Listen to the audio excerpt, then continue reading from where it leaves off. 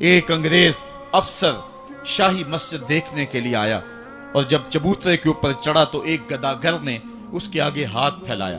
اس نے بٹوا نکالا اور اس کی ہتھیلی میں کچھ پیسے رکھے. دوبارہ وہ جیب میں بٹوا ڈالنے لگا تو بٹوا اس کے ہاتھ سے گر گیا اور وہ بے توجہی میں اندر چلا گیا. اس گداگر نے آگے بڑھ کے اس بٹوے کو پکڑ لیا. خیال تھا یہ واپس آئے گا تو میں اس کو بٹوا دے دوں گا، لیکن وہ کسی اور دروازے سے نکل گیا اور یہ منتظر رہا. وقت گزرتا رہا. 1 سال گزرنے کے بعد وہ دوبارہ پھر آیا. اس کا کوئی دوست اسے ملنے آیا تھا انگلستان سے، اس کو شاہی مسجد دکھلانے کے لیے وہ پھر آیا. یہ گداگر وہاں بیٹھا ہوا تھا. اس نے پہچان لیا. کہا صاحب 2 لمحوں کے لیے رکیے، مجھے آپ سے ضروری کام ہے. دوڑا دوڑا گیا، قریب ہی گھر تھا، وہاں سے وہ بٹوا اٹھا لایا. اس میں بہت زیادہ جو ہے وہ پیسے تھے. کہا یہ 1 سال قبل آپ آئے تھے، آپ کو یاد ہو نہ یاد، آپ کا یہ بٹوا گر گیا، میں ڈھونڈتا رہا، آپ مل نہ پائے.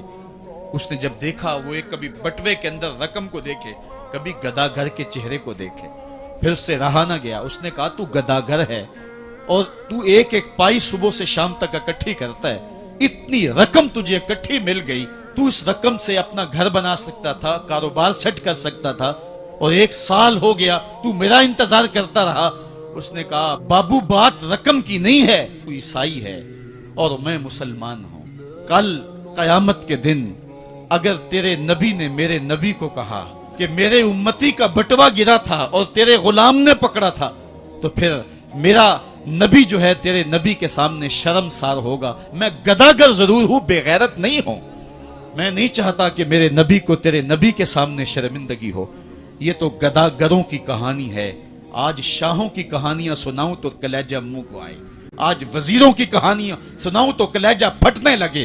آج آیان سلطنت پہ براجماں تخت شاہی پہ بیٹھے ہوئے آج یہ وزراء، آج یہ افسر، آج یہ وڈیرے، ان کی کہانیاں چھیڑ بیٹھوں تو کلیجہ پھٹنے لگے.